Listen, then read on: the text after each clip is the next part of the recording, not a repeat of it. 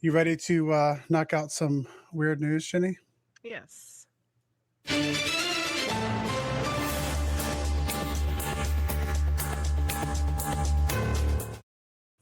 CMC said my mic is low. Is it It low? is a little low.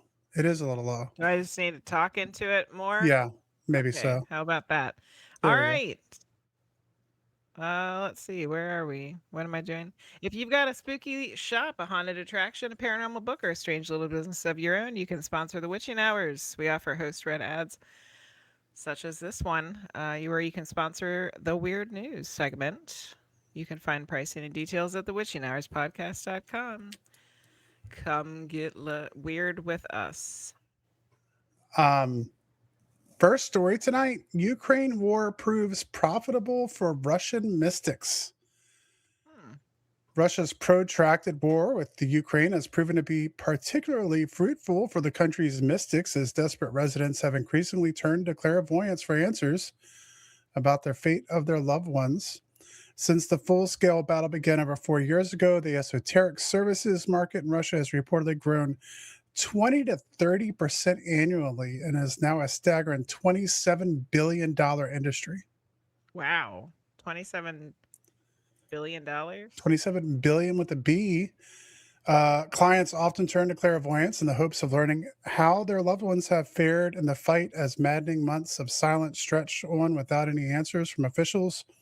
Others have enlisted mystics to cast protection spells over their relatives engaged in the battle, and widows of fallen soldiers have turned to psychics to send a message to the departed. Yeah, I mean, that's kind of how the whole spiritualism movement started after the Civil War. Yeah. So Well, it's not th- unfamiliar. that's what the next part is, talking about the trend being reminiscent in the rise of spiritualism around the age of the American Civil War, when many families were gripped with Oh, look at that. similarly haunting uncertainties. On the media front, despite countless Russian psychics offering incorrect predictions about when and how the war would come to an end, Mm. interest in their insights has only increased as the conflict stretches on, and many soothsayers have become unlikely celebrities in the country. Meanwhile, the dramatic rise in mysticism has not been lost on the Russian Orthodox Church, which describes such devilish practices and called upon the government to counter the mass spread of occultism among the population. Wah, And wah. to that end, a ban of occult rituals was enacted last July, but has had little impact on the esoteric industry. Better be careful over there with that. Yeah, and the same thing's happening in the Ukraine as well. Rise in Yeah. industry, right? For psychics. Story number two: Harvard agrees to $53 million settlement over body parts stolen and sold by former morgue manager. Harvard Medical School says it agreed to pay $53 million to settle class action lawsuits by relatives of body donors whose remains were sold on the black market by its former manager. Pending court approval, Harvard said that two class action settlement funds totaling $53 million will be established to resolve the lawsuits.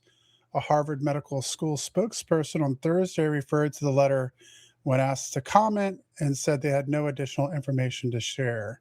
The Yikes. lawsuits the lawsuits were brought by 47 relatives of peoples whose remains were potentially mishandled and sold. The remains were donated for research and education. Harvard said it cannot determine precisely which donor's remains Lodge stole after he was charged in 2023, which I think we had on the weird news then. The school said it reviewed information from federal investigators along with records showing when donors' remains were sent for cremation and when Lodge was on campus to determine which donors may have been affected. That's like the third story in some months that we've had of Yeah. people selling body parts. It's an old trade, It's been happening for a long time. It may not be the oldest profession in the world, but it's one of them. So Lodge, by the way, was sentenced to 8 years in prison for stealing and selling body parts. Yuck. And in a little bit brighter news for the weird Okay, news, this good. one was submitted by our very own hoaxers. An 11-year-old Yes. dinosaur enthusiast makes history as the world's youngest museum curator. An 11-year-old dinosaur enthusiast from Cambridge, Illinois, has made history after being recognized by Guinness World Records as the world's youngest male museum curator. And Mhm. Taylor opened the Cambridge Natural History Museum when he was just 9 years old. Well, 9 years and 340 days old. Oh, Museum goodness. features his collection of fossils, minerals, gemstones, taxidermy animals, and other natural history specimens. Taylor's interest in dinosaurs and natural history inspired him to create the museum after visiting a dinosaur museum in Scotland with his family in 2022. That's Yeah, cute. yeah, Taylor says he hopes to be a paleontologist in the future. Bet he will. Well, he's off to a good start, right? Yeah. Mhm. And that was the weird news. All right.